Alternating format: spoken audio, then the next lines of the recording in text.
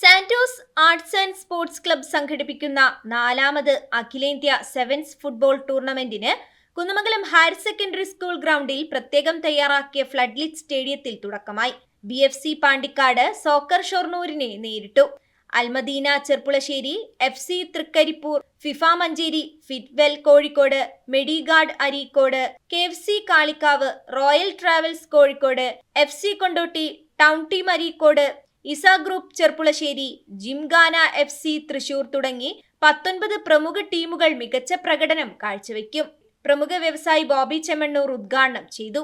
Santos president Basheer നീലാറമ്മൽ അധ്യക്ഷനായി. Club secretary Muhasin Bhupathi, grama panchayat president CV Samjith, Salahuddin Mambad, Saifuddin Mambad, ward member V Anilkumar, Sheeba Pulkunnummal, Rishad Kunnamangalam, Sajeevan Kizhakkayil, Kunnamangalam higher secondary school manager KP Vasantharaj തുടങ്ങിയവർ സംസാരിച്ചു. Football ഭ്രാന്തുള്ള സ്ഥലമാണ് എന്ന് എനിക്കറിയാം. ആദ്യത്തെ ദിവസം ഇത്രയധികം ആൾക്കാർ ഞാൻ കുന്നമംഗലത്ത് പ്രതീക്ഷിച്ചിട്ടില്ല. സാധാരണ കളി തുടങ്ങി ഫൈനലിലേക്കൊക്കെ വരുമ്പോഴാണ് ഇതുപോലെ ആളെ കാണാറ്. അപ്പൊ നിങ്ങളുടെ കളി ഭ്രാന്ത് ഇപ്പൊ നമ്മളൊക്കെ കളിക്കാനാണില്ല അല്ലേ? കളി ഒരു വീക്ക്നെസ് ആണ്. അപ്പോ കളി ഒട്ടും മോശമാക്കരുത്.